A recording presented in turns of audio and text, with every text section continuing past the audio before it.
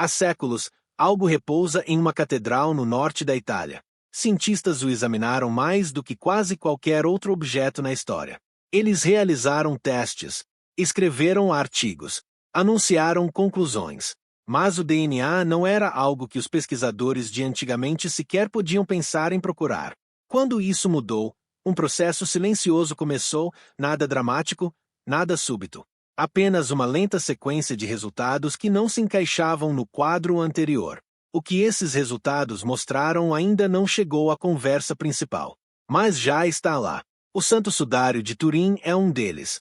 Ele está guardado em uma urna com clima controlado dentro da Catedral de São João Batista em Turim, na Itália. Raramente é exposto. Quando é, pessoas viajam do mundo inteiro para ficar diante dele. Nem todos são crentes. Muitos são cientistas. E essa distinção é importante. Durante a maior parte do século XX, a comunidade científica tratou o sudário como um problema que poderia ser resolvido. Fluorescência de raios-x foi aplicada à sua superfície. Fotografia ultravioleta revelou detalhes invisíveis a olho nu. Químicos forenses examinaram os padrões das manchas. Físicos estudaram a maneira como a informação luminosa estava gravada na imagem, uma informação que, inusitadamente, se projetava em uma forma tridimensional quando processada por softwares de imagem modernos. Esse último detalhe chamou a atenção na década de 1970, quando uma equipe usando equipamentos de análise de imagem da NASA encontrou algo que não esperava. A imagem continha dados espaciais. Imagens em tecido normalmente não fazem isso. Mas descobertas como essa foram absorvidas em silêncio. Foram anotadas, debatidas em círculos de especialistas e depois deixadas de lado. A conversa mais ampla seguiu em frente. Sempre havia um motivo para esperar pelo próximo teste, pelo próximo instrumento, pela próxima metodologia. O que tornou o sudário diferente de outros artefatos históricos contestados não foi a intensidade do debate em torno dele. Foi a persistência de pequenos detalhes não resolvidos. Uma pintura pode ser datada por carbono e analisada quimicamente, e o caso pode ser encerrado. O sudário continuava produzindo resultados que não se encaixavam exatamente na última conclusão confiante. Não dramaticamente. Não de maneiras que forçassem uma reavaliação imediata. Apenas silenciosamente. Consistentemente. Por décadas. Cada geração de pesquisadores chegava com ferramentas melhores e encontrava algo que a geração anterior não tinha meios de ver. Esse padrão não era impulsionado apenas pelo interesse religioso.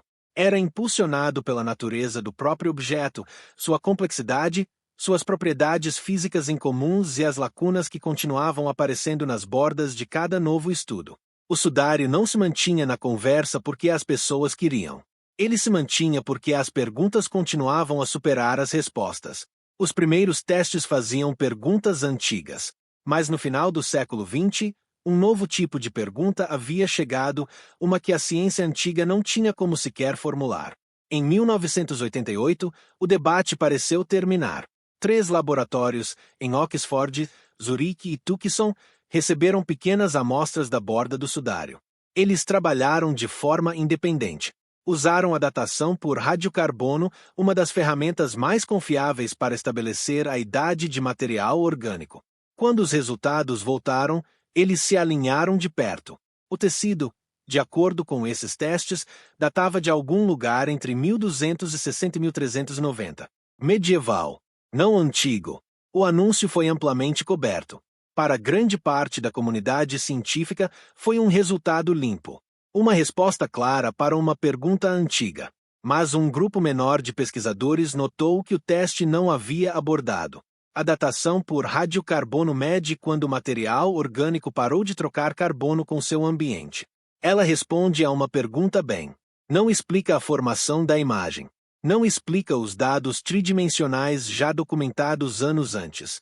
Não aborda os traços de pólen identificados pelo criminologista suíço Max Frey na década de 1970 de espécies de plantas nativas de regiões próximas à antiga Jerusalém.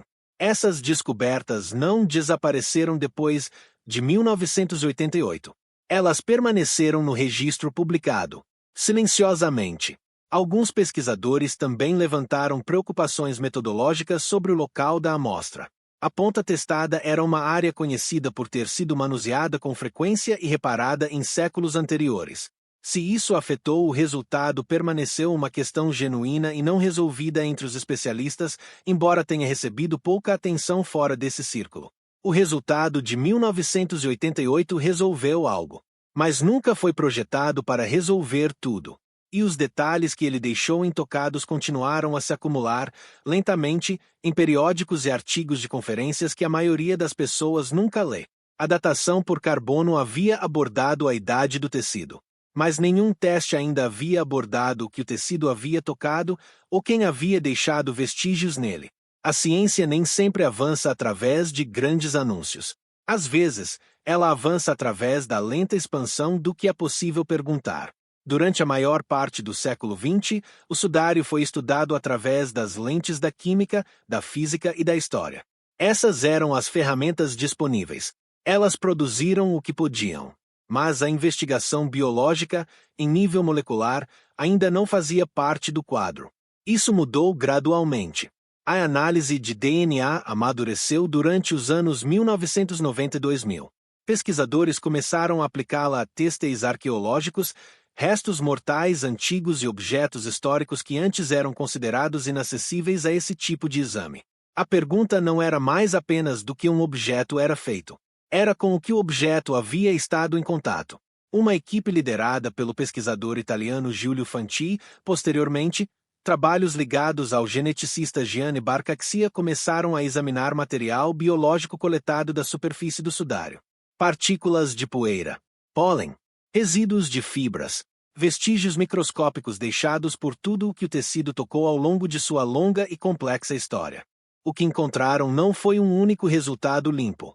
Era um mapa, um registro em camadas de contato, material vegetal, células humanas, resíduos ambientais, de múltiplas fontes, múltiplos períodos de tempo e múltiplas regiões geográficas. A diversidade do que estava presente era significativa por si só.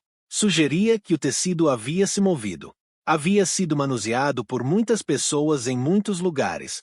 Isso por si só não era surpreendente. Mas quando os pesquisadores começaram a olhar mais de perto para onde esses vestígios biológicos apontavam geograficamente, o quadro se tornou mais complicado do que qualquer um havia antecipado publicamente. As origens geográficas dos traços de DNA eram inesperadas. Alguns se encaixavam na história conhecida do sudário. Outros apontavam para algo muito mais antigo e muito mais distante. Os dados nem sempre chegam com uma explicação clara anexada. Quando os pesquisadores começaram a mapear as origens geográficas do material biológico encontrado no sudário, os resultados não apontaram em uma direção. Eles apontaram em muitas. E o padrão que emergiu não era o que uma origem europeia medieval direta teria previsto. DNA de planta foi identificado de espécies nativas de regiões específicas do Oriente Médio. Não de forma genérica. Especificamente, algumas dessas espécies correspondiam a tipos de pólen que haviam sido documentados no sudário em estudos anteriores, descobertas que foram anotadas e depois amplamente deixadas de lado. O trabalho de DNA deu a esses resultados anteriores uma contraparte biológica. Os dois conjuntos de descobertas, de metodologias diferentes e décadas diferentes, apontavam para a mesma área geográfica. Os traços de DNA humano adicionaram outra camada. Os pesquisadores identificaram múltiplos haplogrupos, os marcadores genéticos usados para rastrear linhagens populacionais antigas. Várias dessas linhagens estavam associadas a populações historicamente presentes no Oriente Próximo. Alguns eram consistentes com grupos que habitavam regiões da Palestina do primeiro século. Outros sugeriam contato com populações da Ásia Central e do subcontinente indiano, traços que refletiam a longa jornada do sudário por diferentes mãos através de diferentes séculos. Os pesquisadores foram cuidadosos. Eles reconheceram abertamente que um objeto com esse histórico de custódia, manuseado por peregrinos, clérigos, curadores e cientistas ao longo de muitos séculos, carregaria naturalmente material biológico de muitas origens. A contaminação é uma preocupação metodológica séria neste tipo de trabalho. Nenhum pesquisador responsável descartou isso. Mas o padrão não era aleatório. Contaminação aleatória não aponta consistentemente para uma região geográfica. Isso apontava, O que esses traços significavam e quando exatamente foram depositados era uma questão que os dados, por si só, não podiam responder. Algumas descobertas são fáceis de deixar de lado. Esta não era. Entre as sequências de DNA humano identificadas no sudário, certos traços resistiam às explicações padrão. O contato europeu medieval poderia explicar parte do que foi encontrado. Peregrinos, manipuladores e curadores ao longo dos séculos deixariam naturalmente material biológico para trás. Essa parte era esperada. Essa parte se encaixava. Mas outras sequências não se encaixavam tão bem. Haplogrupos específicos apareceram nos dados que estavam associados a populações do Antigo Oriente Próximo, grupos que estavam historicamente presentes na Judéia do primeiro século. Isso não confirmava que esses traços vieram desse período. O DNA antigo se degrada de maneiras que tornam a datação precisa extremamente difícil. Um traço apontando para uma linhagem específica não revela automaticamente quando ele chegou à superfície do tecido. O que tornou essas descobertas mais difíceis de descartar foi sua relação com os outros dados. As evidências de pólen haviam apontado para a mesma região. O DNA de plantas havia apontado para a mesma região. E agora certos traços genéticos humanos estavam apontando em uma direção consistente também. 3 linhas de investigação separadas, desenvolvidas através de métodos diferentes em décadas diferentes, estavam convergindo. Os pesquisadores que publicaram sobre isso foram comedidos em sua linguagem.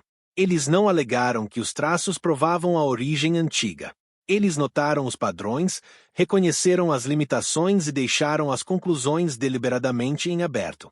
Essa contenção era, por si só, um sinal. Na escrita científica, uma linguagem cuidadosa em torno de uma descoberta sensível geralmente significa que os pesquisadores consideraram as implicações com seriedade suficiente para serem precisos. Os dados foram publicados. Eles entraram no registro revisado por pares. Mas o que se seguiu não foi uma ampla conversa pública. Foi algo mais silencioso do que isso. Nem toda descoberta significativa vira uma história. Quando a pesquisa de DNA relacionada ao sudário entrou no registro publicado, ela recebeu alguma cobertura. Jornalistas científicos a abordaram. Alguns veículos noticiaram com cuidado. Outros recorreram a uma linguagem dramática que fez com que os pesquisadores envolvidos se distanciassem da cobertura por completo.